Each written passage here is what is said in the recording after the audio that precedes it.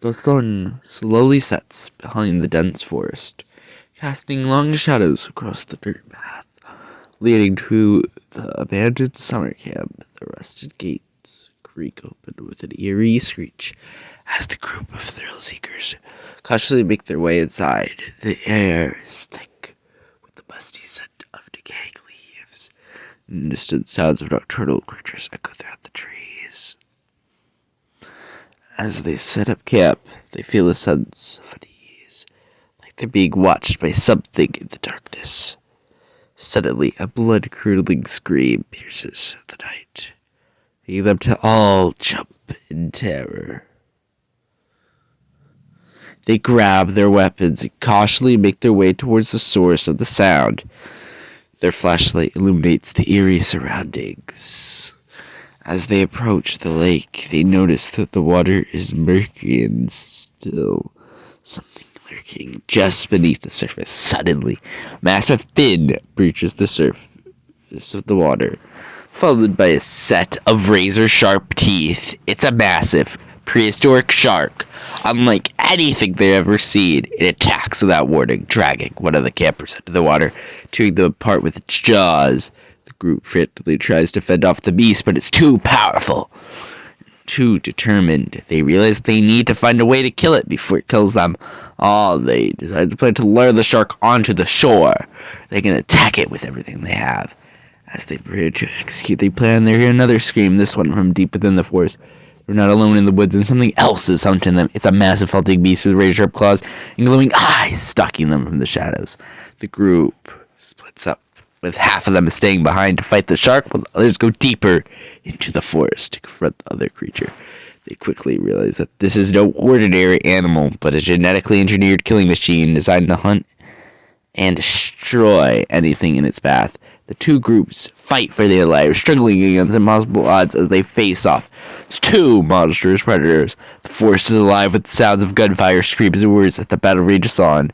In the end, only a few of them survive. Creatures were alive. They realize that they stumbled upon something far more dangerous than they ever could have imagined. They can never come back to this place again. The group is shaken to their core as they witness the sheer power and ferocity of the prehistoric shark. Its massive body cuts through the water with incredible speed, its jaws snapping shut like a steel trap. The water turns red with blood as the shark tears apart one of the campers, its razor-sharp teeth into their flesh. First note that they need to take action, but the fear is palpable in the air. The only thing keeping them going is the primal instincts to survive. They come up with a plan to lure the shark onto the shore where they can attack with everything they have. Intense, chaotic, with survivors using echoes throughout the forest as they unleash a barrage of bullets and explodes, hoping to inflict enough damage to take down the beast. But the shark is relentless and has incredible force. But the shark is relentless. Its massive body battles the shark. They hear the distance out of something else in the woods. It's a low growl, deep, menacing, like something should have a nightmare. They quickly realize they're not alone in the forest, and they face a new threat. The creature on them from the shadow is nothing like they've ever seen before. It's a massive body towering over it. Sharp glowing red eyes, sharp claws, and glowing red eyes that seem to pierce through the darkness. Its movements are quick and fluid. It seems to have able to anticipate their every move. The battle against the genetically killing machine is brutal and unrelenting. The creature seems to have been able to absorb an incredible amount of damage, shrugging off bullets and explosions like they're nothing. Struggle to keep up their weapons, barely making it in its thick hide. The battle rages on with the survivors fighting for their lives against two of the most ferocious predators in existence. The forest is alive with the sounds of roaring beasts, loading gunshots, and the terrified screams of the survivor. But in the end, only a handful of them make it out alive. Their bodies broken and battered, but their spirits unbroken as they make their way out of the forest. They know they're stumbled upon something far more dangerous than they could, and they know they can never come back to this place again.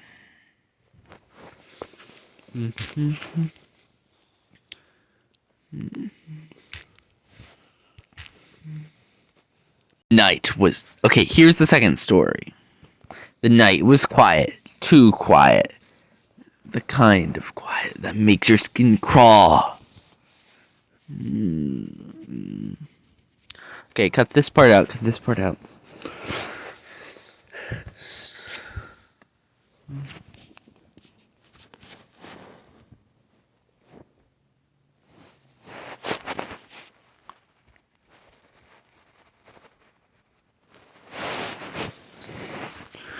Okay, so the night was quiet.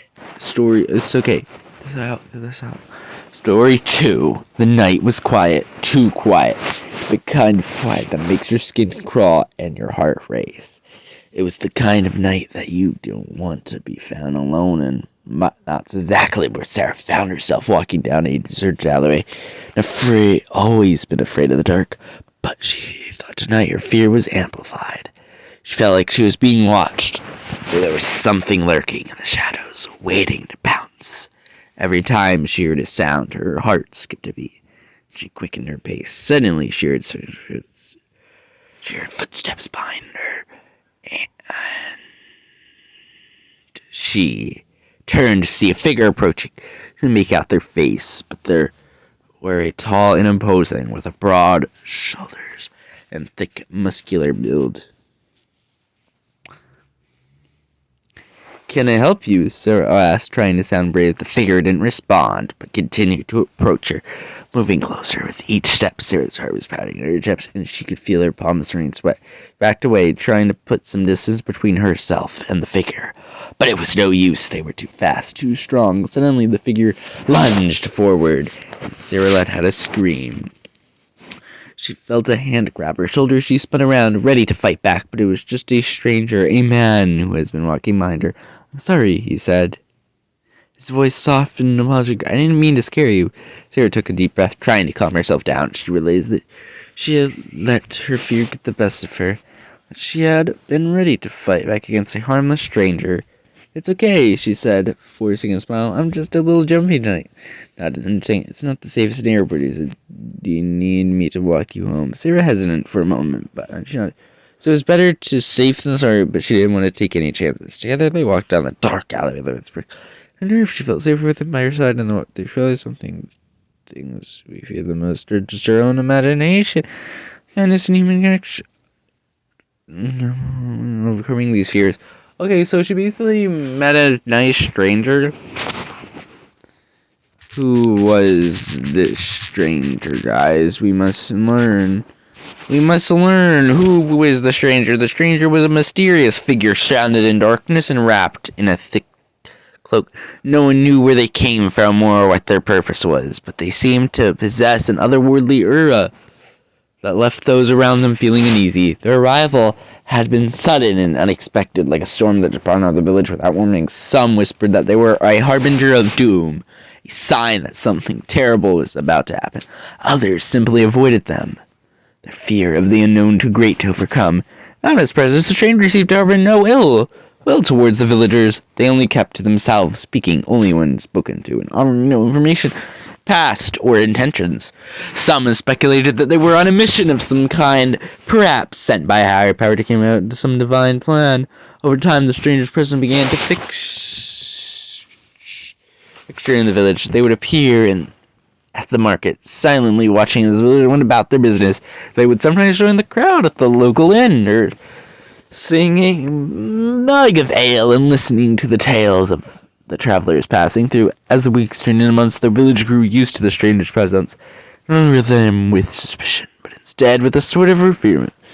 To see the stranger as a sort of sage, someone who had seen things that others could only imagine. And then one day the stranger was gone without warning, or vanished, leaving behind memory of their romantic presence. Some whispered that they had returned to the realm from where they came, while others speculated they had simply moved on to another village.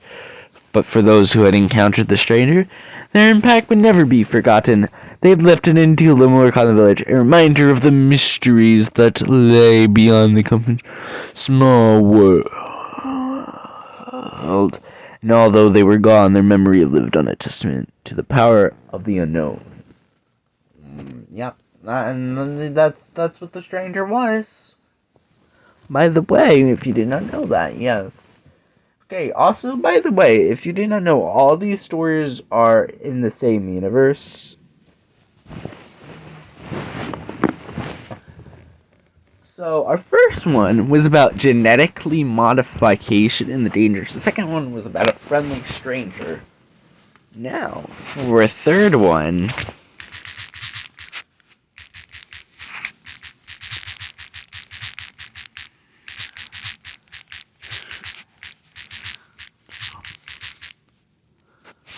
Now, our third one is going to be something more. I don't know.